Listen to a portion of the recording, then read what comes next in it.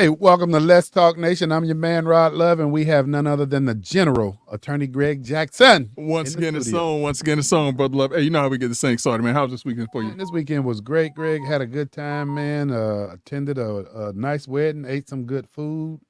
Man, I'm ready to go, man. What about you? Oh man, this weekend was it was all right. It was all right. I can't even remember.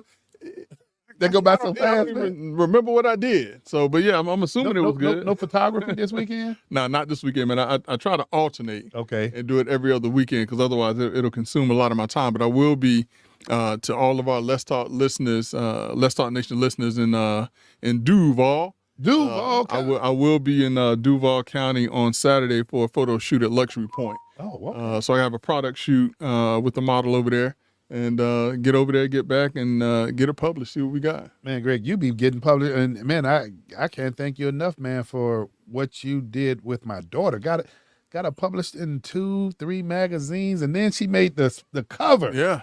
Listen, that well worth it. Man, made well the worth cover. it, man. Yeah, listen. I told you she came prepared to work, and I tell a lot of models that I work with, it's not just enough to be able to stand in front of a camera. You have to come and be able to work, follow directions, and get into that vibe of what it is to create. Because you create, man. Well, when you say follow directions, I gotta attest to that because attorney, Mr. Photographer Extraordinaire, Greg Jackson, did a family shoot for me and my family, and I think I was the hard head because Greg was telling us what to do. But man, those pictures, man, that photography, I minimize it when I call them pictures because, man, that was a work of art that you did, brother. No, man, I appreciate it, man. But listen, I appreciate you and your family for coming out and letting me capture those moments, man. Hey, how do people get a hold of you, man, for the photography?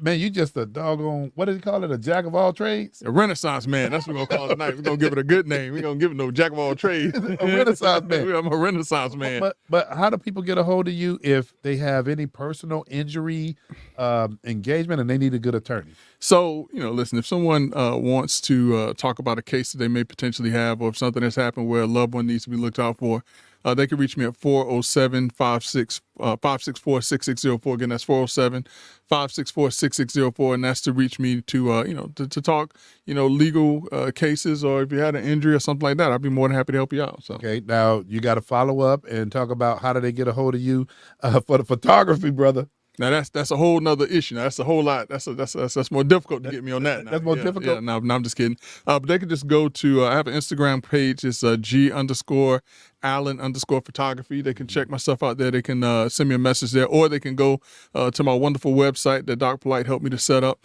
And that is www.gallenphotography.com, and just come and hang out with me a little bit. Greg, I'm gonna ask you to put a pin in this. Can you tell folk what we have coming up as it relates to the piece on professional headshots and a video bio that'll be no longer than about 2.5, maybe 3 minutes? Listen, for a lot of folks, they're trying to up their game on being professional, looking professional, on branding themselves. Mm-hmm. And one of the most important things about branding yourself is creating an image that other people can attach themselves to, or that other people can relate to. And so I don't understand why it is that more people aren't taking photographs to place on their Instagram page, their social media page, their websites, and not just with your phone. Now, don't get me wrong, iPhones and Androids and things, they take good pictures. Mm-hmm. But when you're talking about a quality photograph that you can use, you can put on media, you can put on different things like that, you have to get a professional headshot. There's no way around it. And so Let's Talk Nation, in doing our part to support small businesses and to help small businesses and individuals, not just small businesses, but individuals to brand themselves. We're going to be starting a program where we're going to bring in a certain number of people on the weekend. We're setting up a Let's Talk Nation studio for this purposes, and we're going to take headshots. That's first and foremost. Get you some headshots to put onto your website, onto your page, and then we're also going to do a 1-minute video allowing you to talk about your business and what it is that you do, or talk about yourself and what it is that you do. And one of the perfect things that I was thinking about and that we were talking about, are small business owners who are trying to get the message out and to be able to take a video and their picture and put it on their Instagram page, their Facebook page, whatever it may be, and just look and have a professional air about themselves. So Greg, and I'm glad you brought that up. You know what is it? The elevator speech. Oh, of course. This would help people fine tune that because you don't get a long dissertation when you get that opportunity, and so you got to hit it, and move on it. Listen, man, elevator speech said in 30 seconds or less. Some people say a minute, but if you can't tell people what you are about in 30 seconds, you already lost them. Man, well, hey, Greg, that just reminds me. Maybe we need to bring somebody in that can help people with that elevator speech too. I mean, there are organizations that are geared towards, helping people to better discuss who they are, to brand themselves. And as a matter of fact, my good friend Hugh Pinto, also one of my fraternity brothers, shout out to Alpha Alpha. But he is the president of the National Sales Network. Okay. And the National Sales Network is made up of individuals who are in the profession, in the sales profession. But one of the most important things is them being able to talk about themselves, talk about a product, so that they can, and people think that sell is a bad word. Sell is not a bad word. Sell is a way to get products from one place to the next, or one concept from one place to the next. And so this network that my good friend is president of pulls together individuals where like-minded persons inside of corporate America with their own businesses can discuss the best way to brand or to sell. You're right. So you're right. Well, tell you what, we look forward to moving in that direction. And Greg, I don't know how we're going to extend the invitation, but we'll figure whether it's on our Facebook page or however we move on it. But Greg, I don't know if you noticed this. Our executive producer is just showing off tonight, man. Do you see that? I see him, man. I got the cameras going from one place to the yes, next. Man. I see him, man. I see you, Doc.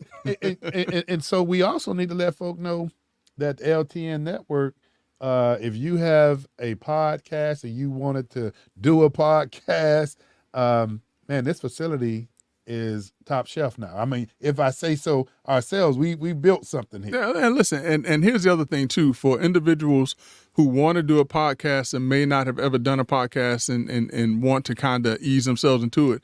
I mean, Brother Love and myself, we're more than happy to sit in with you, maybe get you started with a practice run, or even, sit down with you on your show and just, help you to get a feel for the audience and how you get things done. So, we're not just going to turn you loose and leave you to your own devices. We're even willing to mentor and to help you to build your own podcast so that you can be rich and famous one day. Hey, and in order to reach I like that part. Yeah. You can reach us at 407-494-2406. Leave a message, and we will circle back to you. But, Brother Jackson, hey, man, it's a lot going on in the world right now, man. And I saw something that took place in Washington, D.C. Well, listen, man, we talking about branding. Okay. And we got this one person who has branded him or herself as a candidate for the Republican nod to become the Republican candidate for the presidency. And that is none other than Nikki Haley. And over the past several weeks or the past month or so, Nikki Haley has branded herself as such, and it has not taken, Brother Love. Uh-huh. People just ain't buying what she's selling. She needs to go to see the National Sales Network to get some insight on how to sell whatever it is she's trying to sell. But for some reason, Brother Love, Washington, D.C. picked up the Kool-Aid, drank from the bottle, and they allowed Nikki Haley to win her first primary. Greg, was it a landslide? Greg, I didn't even pay any attention to it. Listen, man. nobody even knew that Washington, D.C. had a primary. And so that's the one thing.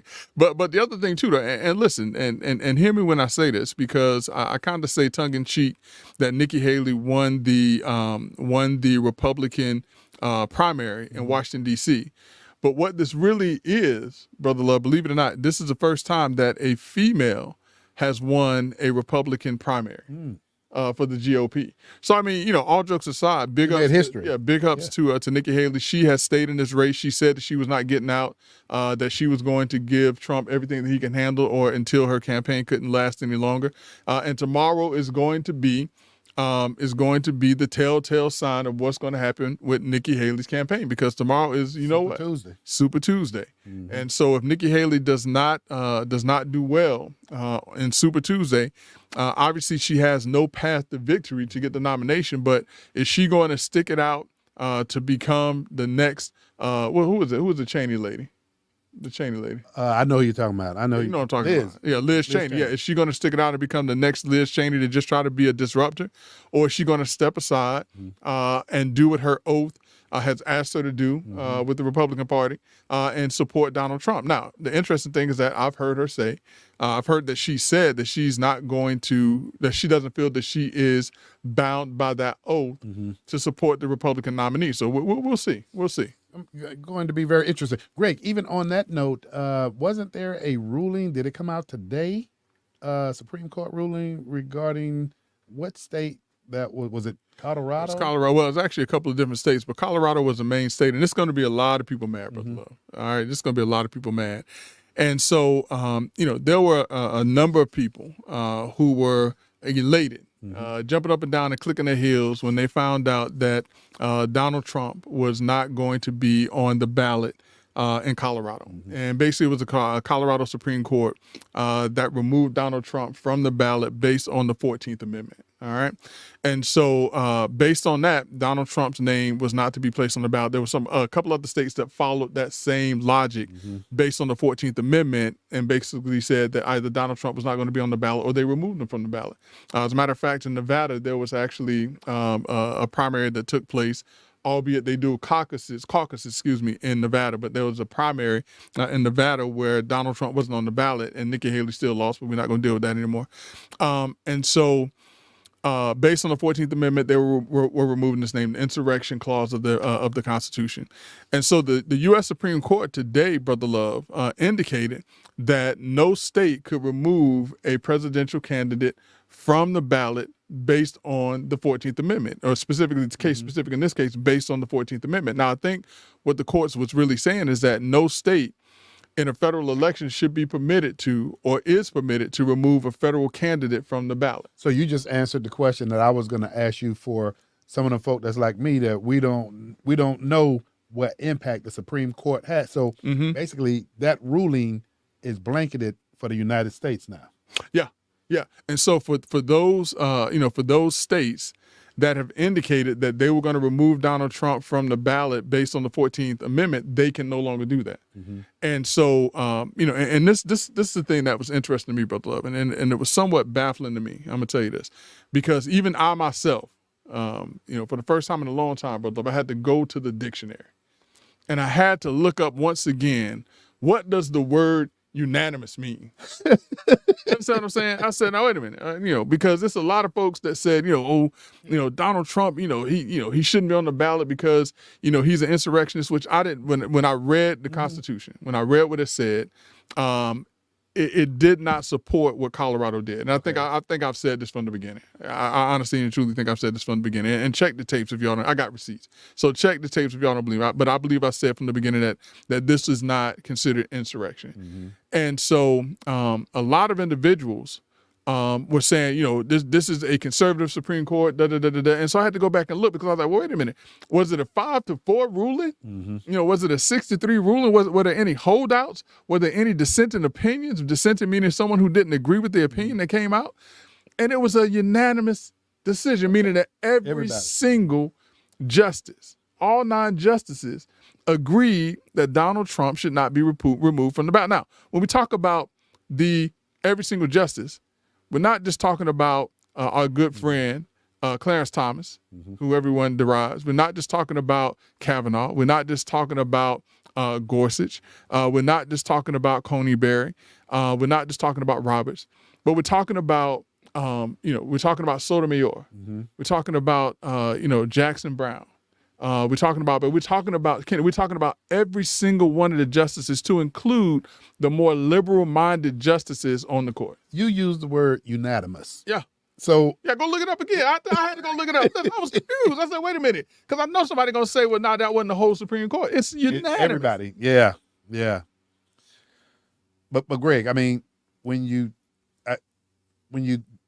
talked about the insurrection piece and the fact that it, by what definition insurrection, but Greg, I think you have the majority of the people, Greg, that are sitting back saying, in a federal election for president, the country should speak. Absolutely, and that is what the U.S. Supreme Court is saying.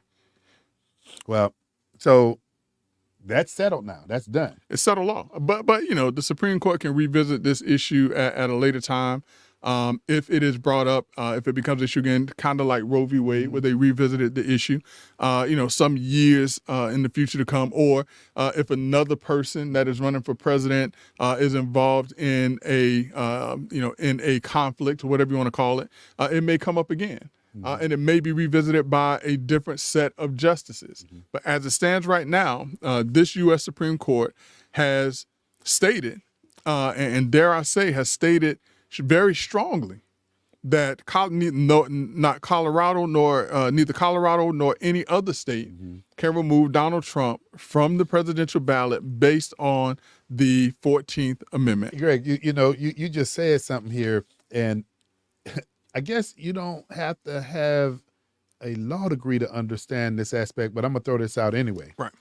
I had one of my friends, probably a month ago, that said, "Man, the Colorado Supreme Court ruled," and I said, "You are mentioning the Colorado Right. Supreme Court. So can you break this down so that people understand what the Supreme Court of the United States means?"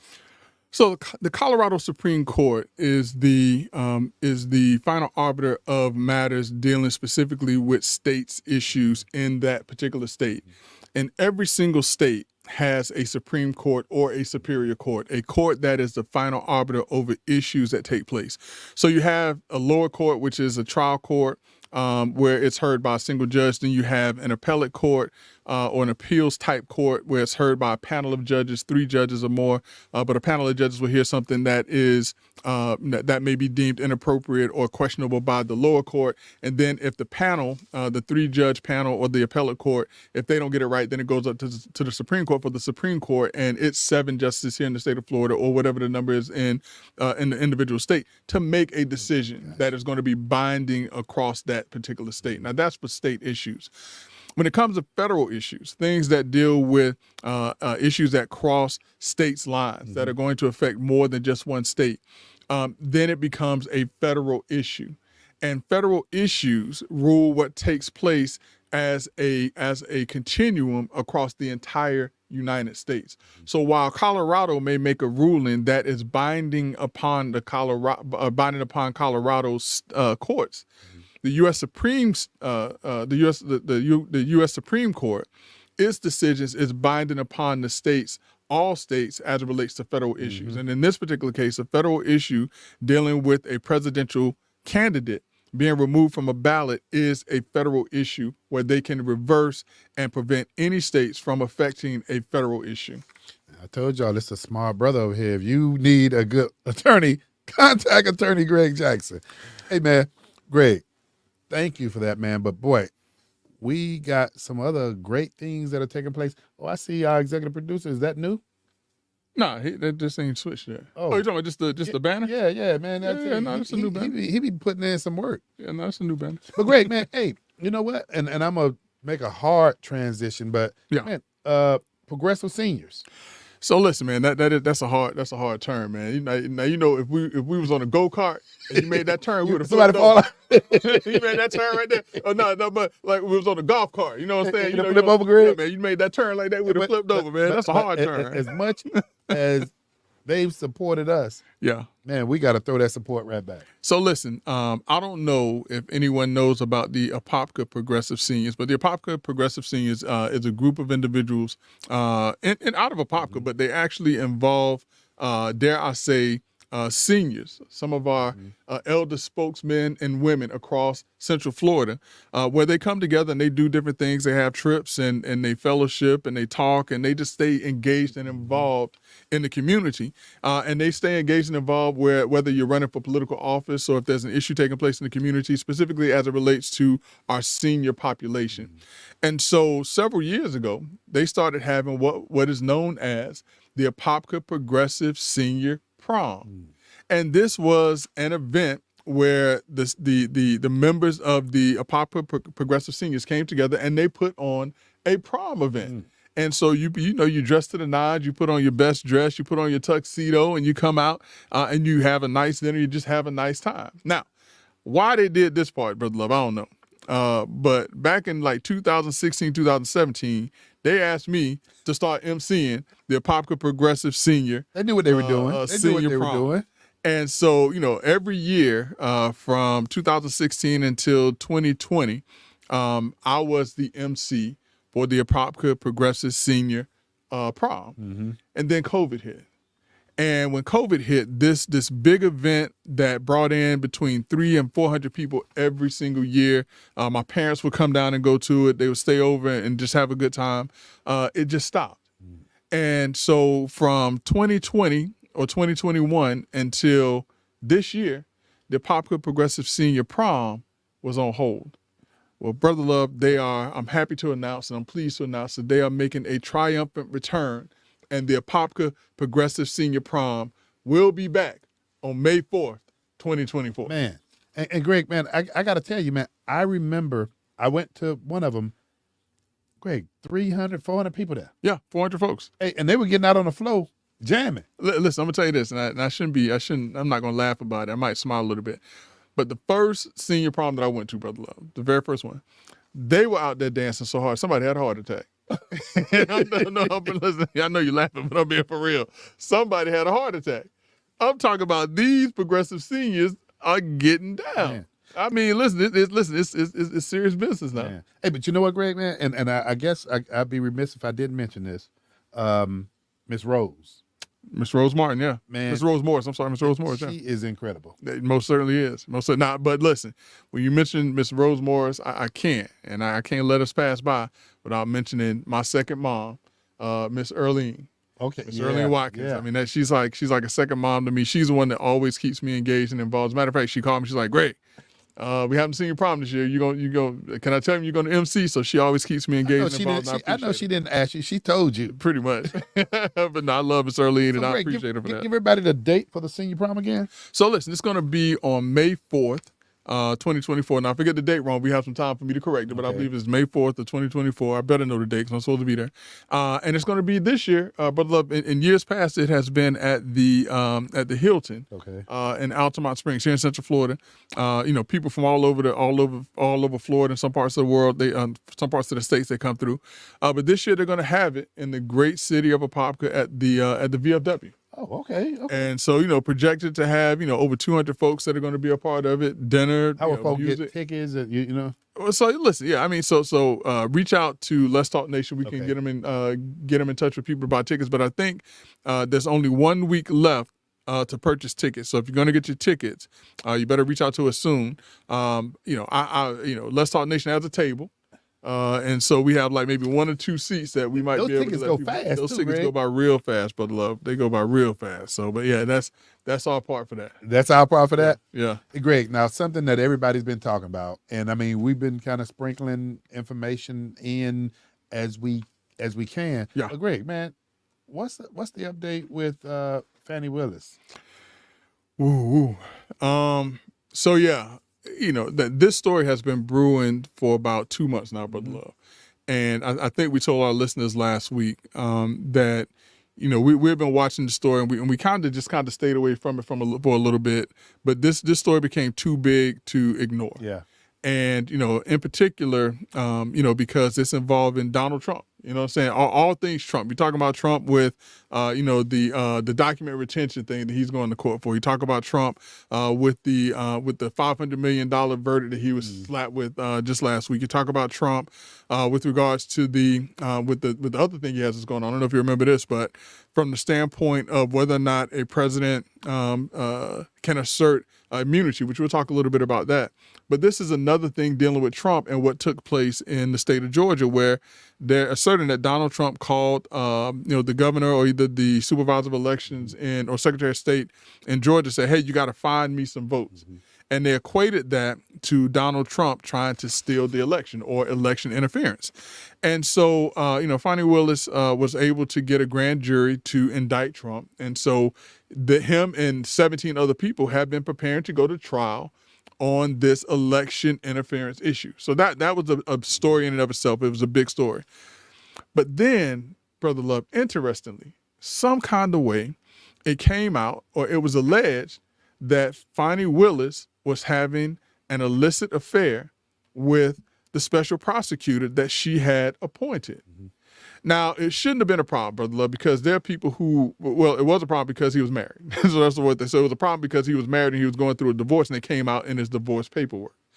Now, it shouldn't be a problem because there are people who are married who handle cases all the time. That's not an issue. That's not a problem. Now, the problem is because, number one, he was married, and this was them having an affair. But then number two is that initially she said that there was no truth behind it.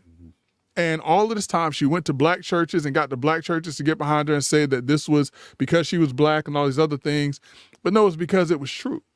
And the reason why we now know that it's true, Brother Love, is because last week at the final hearing on the disqualification of Fani Willis to determine if she or her department can continue prosecuting Trump and the 17 other individuals, we found out that the way that Miss Merchant, who was the lead person who brought this forward about Fani Willis having an affair and all these other things, was actually by Nathan Wade's former law partner, who's an African-American male. This is, I saw this. This is the guy who's supposed to be the star witness, right? He was the star witness, Brother Love. Okay. And not only was he the star witness, but his text messages that he sent to Miss Merchant, who was the person that is leading this whole thing, were key and essential evidence used to show where it is that it came that Nathan Wade and Fani Willis were having an affair before she even hired him to become special counsel. Now, that's a problem because first and foremost, it has come out that Nathan Wade has never prosecuted or handled a RICO case or a case like this ever in his life. It's also an issue because it has come out that there were 3 law firms that were hired as special counsel, and Nathan Wade has been paid more than any of the law firms. To the tune of? Listen, so if we go by the numbers, one firm was paid $70,000. Another firm was paid $90,000. Nathan Wade has been paid onwards or upwards of $650,000, and it's believed now that it's up over $700,000 that he's been paid to do this work that he's never done before. Now, the other problem is that apparently during this time after she hired him and all of this money is going out, they're going on elaborate trips that he's paying for, and she now says that she paid him back in cash, but there's no trail to show where she paid him back. So one of the questions, Greg, that everybody's asking, what can come of this? What may come of, I mean, and I know it's, that's a broad question for you, but what are some of the consequences? Can the court find that it's nothing there? Can the courts come back and find, this is inappropriate, the way to conduct business as a government entity? I mean, what's some of the things that could happen? So so there are a couple of things that can happen inside of court and outside of court. Inside of court, Brother Love, I believe that it's going to be very difficult for the judge to not find that there's a conflict of interest in this case. When Fani Willis, when she became a public officer, a public official, she has to sign a disclosure document every single year. I mean, heck, you were a county commissioner, you had to sign the same document. I was on a board for Orange County. I had to sign the same document, the disclosure documents. And that disclosure documents, particularly for the state of Georgia, says that you have not accepted any gifts of $100 or more. All right. Now, these trips that Fani Willis was taking with Nathan Wade were thousands upon thousands of dollars. Now, that's the first problem right there. And she never reported it. Now, she said that as a public official and an officer of the court that she paid him back, but there are no receipts to show that she paid him back. So it appears that she has provided false statements under oath. And so from that standpoint, I think that, again, it's going to be very difficult for the judge to not find that there's a conflict of interest and that Fani Willis, at the very least, has misrepresented herself to the courts as well as Nathan Wade. Also, the outside of what's taking place in these proceedings, Nathan Wade did an affidavit in his divorce case, where he said that he never went on any trips, never spent any money on anyone else, and now it's coming out in this case that he did. So now that is fraud on the court, potentially, in that other case. The other thing, too, Brother Love, is that when you have 2 officers of the court who may have testified untruthfully under oath, that is an ethical issue and a potentially an ethical violation. As a matter of fact, I believe that there is a committee in Georgia that is now investigating Fani Willis for unethical behavior. And the U.S. Congress has subpoenaed the records as well to determine if she has misused funds as a part of her office or being in office in the state of Georgia. That's Doc. I don't know. We're not gonna be able to answer that. So Doc can You turn gotta that call off. it the cell phone. But the other thing too, though, Brother Love. So Terrence Bradley, who was the star witness, so to speak, I think he has some problems. And the problems that he has is that, like I said, the information that Ms. Merchant had to file a motion against Fani Willis, against her office, and against Nathan Wade came from Terrence Bradley.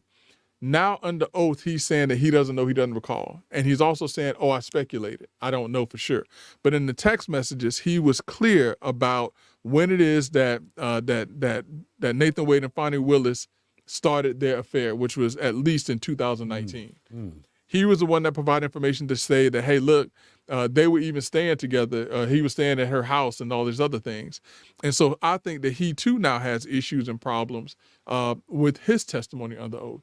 So this is a bigger issue that has come from a simple question of, was Fani Willis and Nathan Wade having an affair during the time period that they were prosecuting or investigating Trump? The answer should have been an easy question of, yes, we're dating, we're in a relationship, and leave it at that. But they have put some things in place that make that answer a lot more, it makes it more difficult to respond to now. So Greg, the other part of all of the conversation that we're having right now too is just with those findings alone, Greg, if you have to start over, well, automatically it's going to definitely have to be after the election then, right? So what'll happen is, so if the judge, and I believe the judge will, but if the judge removes this case or takes or disqualifies Fani Willis, Nathan Wade, and Fani Willis's officers from this case, then it can be referred to a DA's office in some other part of the state of Georgia.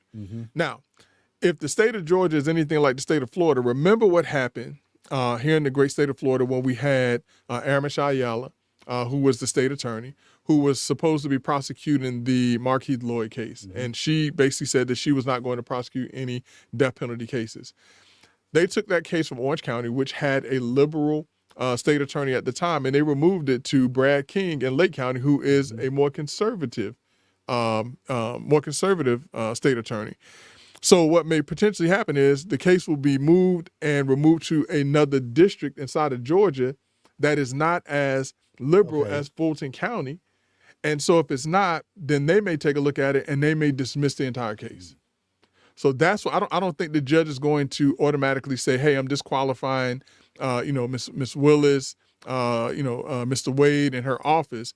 I don't think he's going to say that ends this case. I think he's going to say, I'm disqualifying them and I'm going to allow the governor to appoint another office to oversee this case.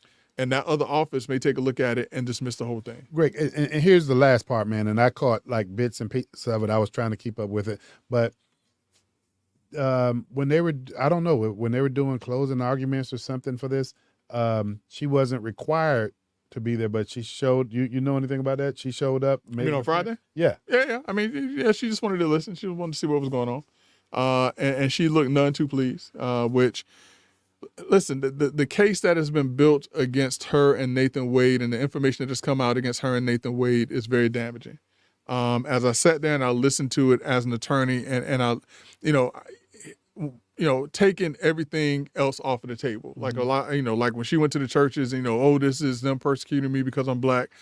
When you take that away and say, okay, no matter who it is that they're talking about, is this wrong? And when you look at it from that lens, it doesn't matter if Fani Willis is black. It doesn't matter if Nathan Wade is black.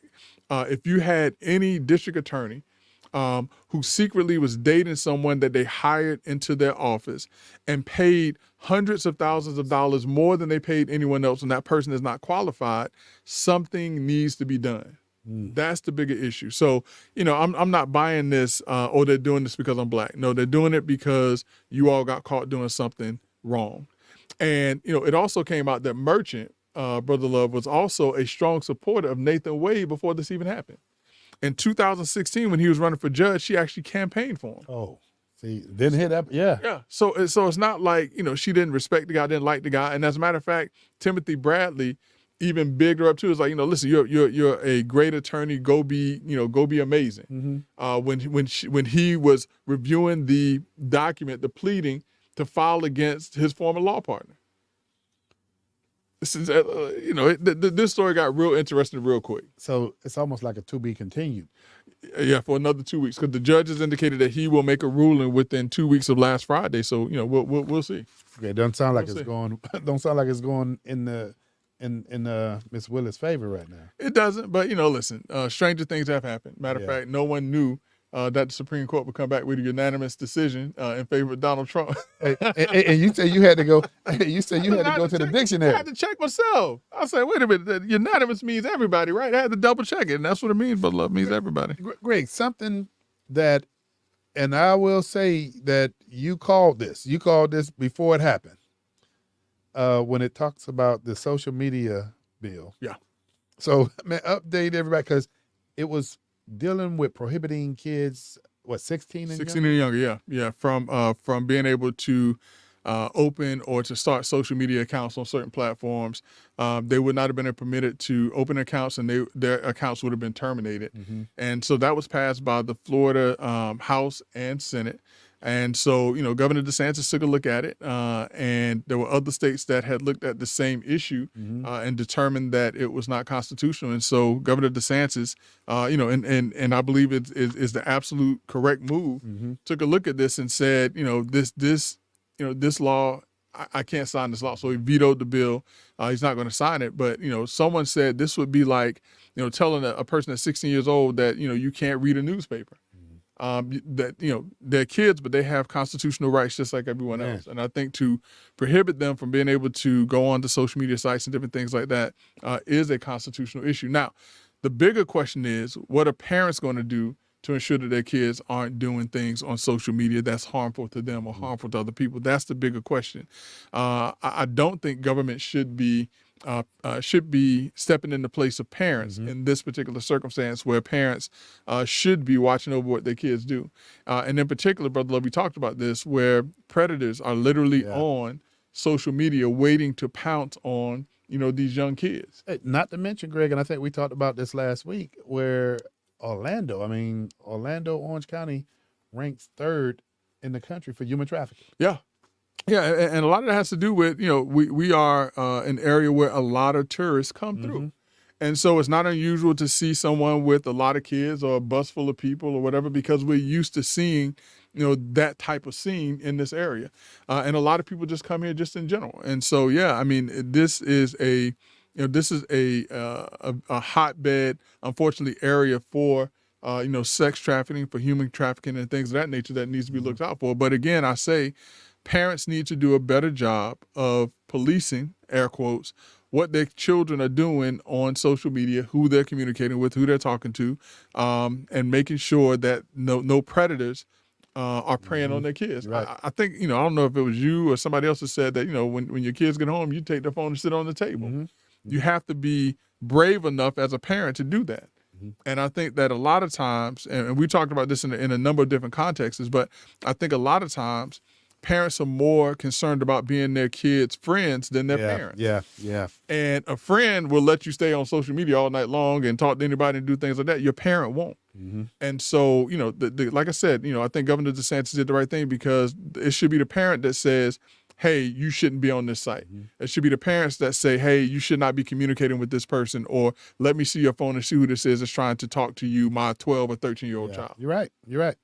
But then, and the other part, Greg, and this is just something that me and my wife employed before if you wait till your children turn 18 and then you're not teaching them how to guard themselves against social media, and then you look up and say, okay, 19 years old, you can't, how they get 12 and say, in their head, they grown. But if you start while you still have that parental authority, and you watch what they're doing, and, just kind of guard against it, man, it's a way to do it. I know when we had one of the storms here, Greg, and the electrical was out. This goes back some years. Yeah. And my kids was walking around the house, and we realized, and they realized, hey, y'all got to talk to us. Y'all got to talk to us. No internet. I remember that. You remember that? Yeah. And so occasionally, man, I might unplug the router just to get their attention. Just to get their attention, man. We got to talk here today. Yeah. No, Right. no internet, nothing. We got to talk. So You're right. Greg, man, something else, and I know we got good 15 minutes, but Greg, Dallas Cowboy legend. Mm. And also a legend over there where do they still have a football team? I know people gonna get mad. Hey, let them get mad. Hey, let them get mad. Do they still have a football team over there? But Florida Gators legend Emmitt Smith. Yeah. He sounded off this weekend, I think it was. Yeah. Last week or week before last, the University of Florida basically shut down its DEI department, and DEI is diversity, equity, inclusion. And diversity, equity, inclusion is for some folks it's code word for what's the word I'm looking for, Brother Love? Like more minority set aside, or I don't want to say affirmative action, but yeah, I mean something along those lines. But it's basically something where it levels the playing field to some, so to speak. But here in the state of Florida, the Florida legislature passed a bill that basically said that that DEI programs were no longer permitted, and that they could not funnel monies to programs. And I just want to make sure I get this right. But the state university may not expend any state or federal funds to promote, support, or maintain any programs on campuses that violate Section 1000.05 Florida statutes, advocating for what it defines as diversity, equity, and inclusion, or promote or engage in what it defines as political or social activism. And so, after the George Floyd unfortunate incident with George Floyd, there were a lot of organizations that popped up and a lot of groups that came together. Black Lives Matter was one, and there were a number of other groups that came together just to point out some of the issues that are taking place in the African-American community. And I think that was positive. And I still think that it is positive that for our young people to come together and stand on issues that they feel are not right and are inappropriate. The problem came in, however, Brother Love, when certain organizations took money to the tune of, I think, $26 million for one organization. I think that's what, Black Lives Matter in California, where the leaders, I think they built were living in a $2 million home or something like that, using the funds from Black Lives Matter. But that's where the issue came in, is where, the leaders of these organizations were supposed to be doing things that help the African-American community and things, or address issues taking place in the African-American community, particularly as it related to programs, getting our young people off of the streets, giving them positive things to do. But in under the umbrella of their existence, things never got better. And so what it kind of pointed to is that these organizations were getting money and not pouring back into the community. And so to some respect, and I'm speculating right now, to some respect, I believe that, political figures saw that these organizations were causing or, making a lot of noise, and I'm not saying it's a bad thing, but they were making a lot of noise, but they weren't being productive in the noise that they were making. And so because of that, they have said that the DEI programs should be shut down. Now, listen, I don't necessarily agree with that because, coming up at Florida State, where I went to law school, we had the Black Students Association, Black Student Law Association, BALSA. Even in going to law school, the scholarship program that I was a part of was called, what was it called? Minority Participation in Legal Education, whatever it was. But it was money set aside for minorities so that they could go to school and get scholarships so that they can, improve their lives. It was an equity-based, not equality, but equity-based program. And so I think that certain equity-based programs and inclusive programs have a place where you have individuals, like what we were talking about last week, who don't even see the necessity and benefit of African American History Month. There are organizations, there are companies, there are employers, there are educational institutions who don't see the benefit of including all individuals. And so I don't necessarily have or see the issue with that. And so to Emmett Smith's point, what he was saying is that by shutting down these departments, what they're doing is they are not allowing organizations to have a voice in inclusion and equity and diversifying their campus experience, is what I'm thinking he's saying.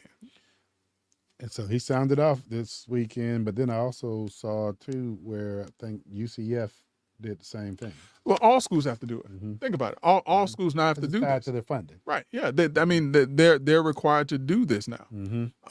And I hope it does not have an effect on minorities. And when I say minorities, Brother Love, I'm not just speaking specifically of Black folks, of African Americans. I'm talking about our Hispanic brothers and sisters. I'm talking about our Asian American brothers and sisters. I'm talking about our Pacific American brothers and sisters, and on certain campuses, I'm talking about our white brothers and sisters. I mean, because on certain campuses, non-Black folks, white people are considered to be minorities on certain campuses.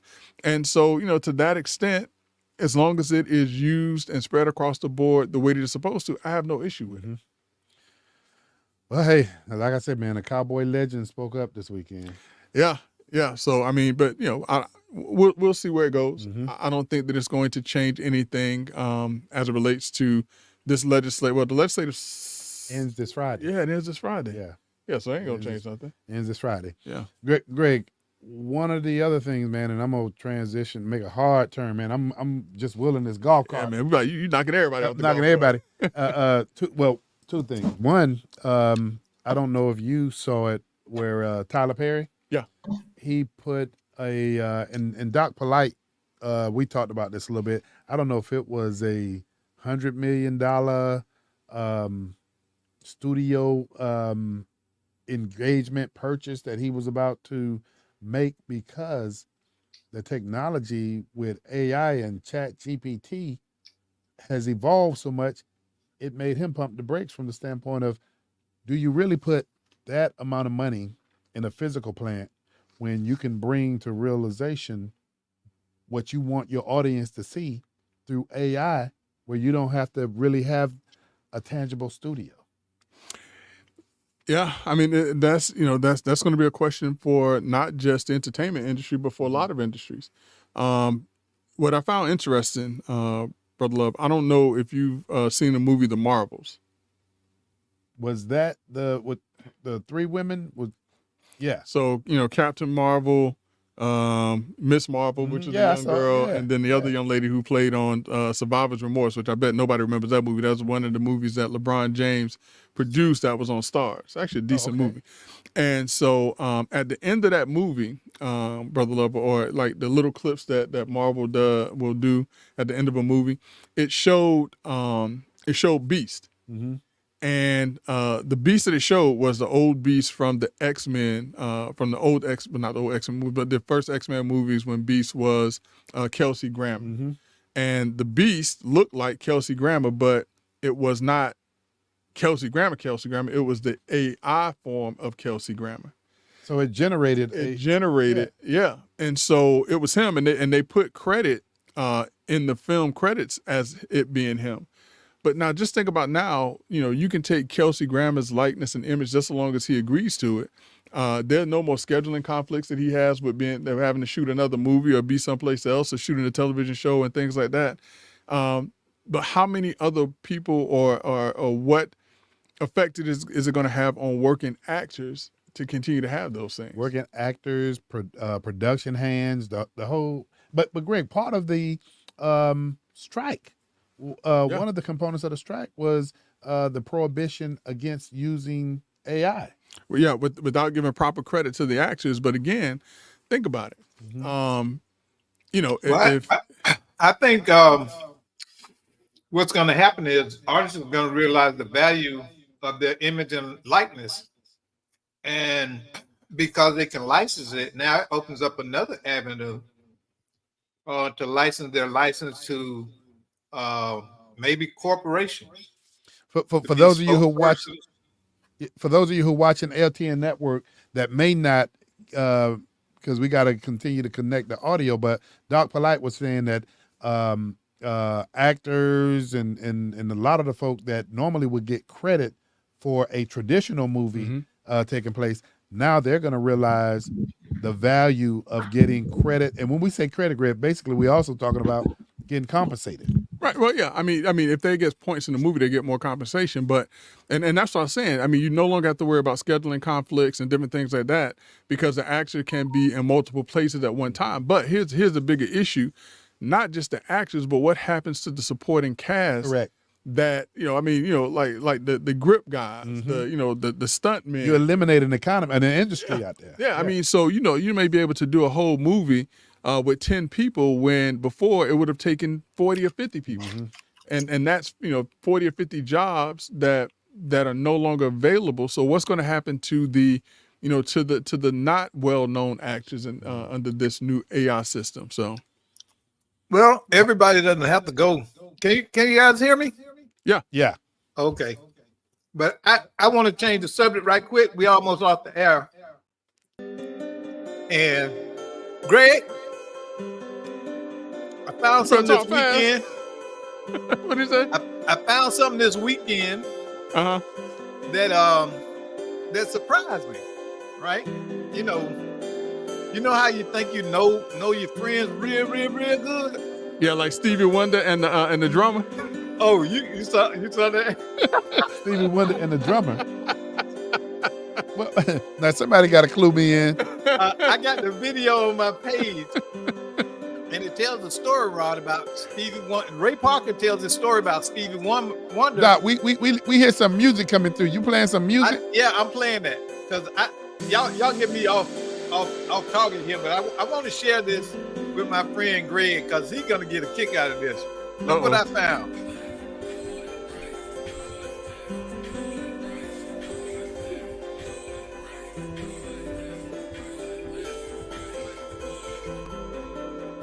Now, Doc, you know you got everybody curious because people on LTN Network can't see what we see.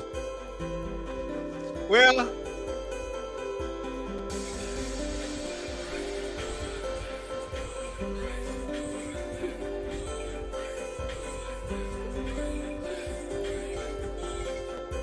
I saw what you just put up there. What do you got up there?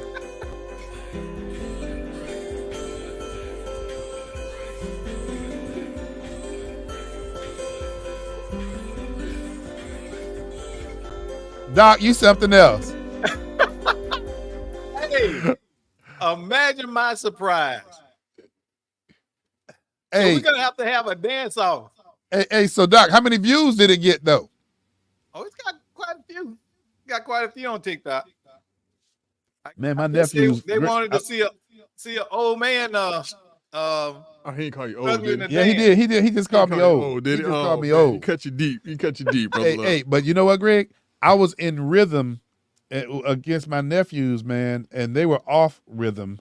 So yeah. All right, Doc, you got me. That's a good one. But Hey, man, but kudos to you because you're moving.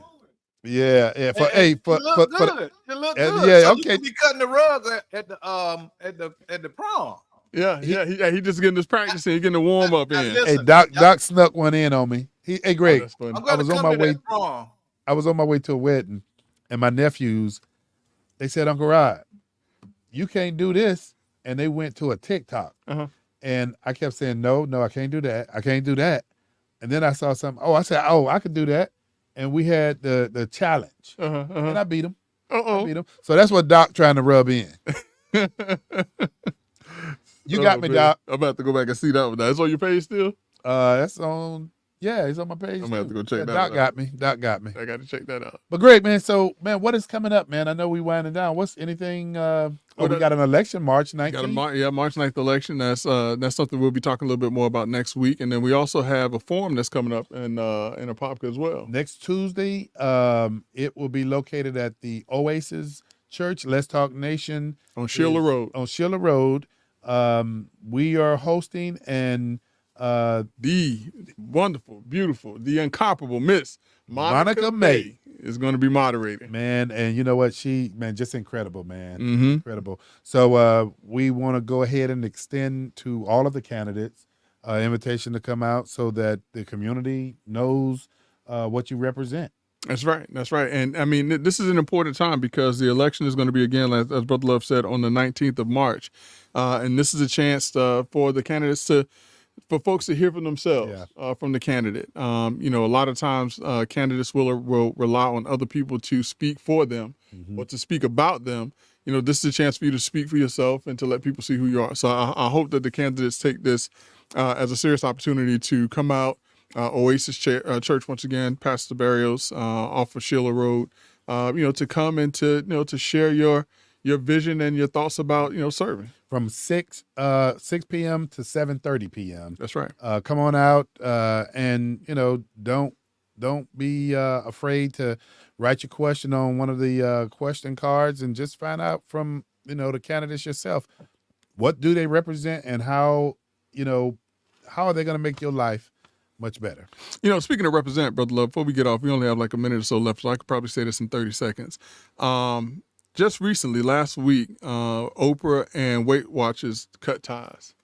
And the reason being, she was on the board. I think they gave her 10% of the company where I think she had stocks worth $18 million. But Oprah Winfrey was found to be in violation of her contract with Weight Watchers because as opposed to using the Weight Watcher method, which is the food-based method, it came out, whether she admitted it or she was found out, that Oprah Winfrey was actually using a weight loss drug in order to keep her weight down. So she has had to turn, and she said she's going to take her $18 million worth of stock and donate them to an organization. So basically, Greg, she violated the terms of a condition of an endorsement, really. Yeah. I mean, listen, if you're a part of Weight Watchers and, you're out there telling people, hey, eat Weight Watchers and do all of this other stuff because it helps me to keep my weight down, but then somebody see you coming out of the clinic getting shots and you losing weight, that's going to be a real problem.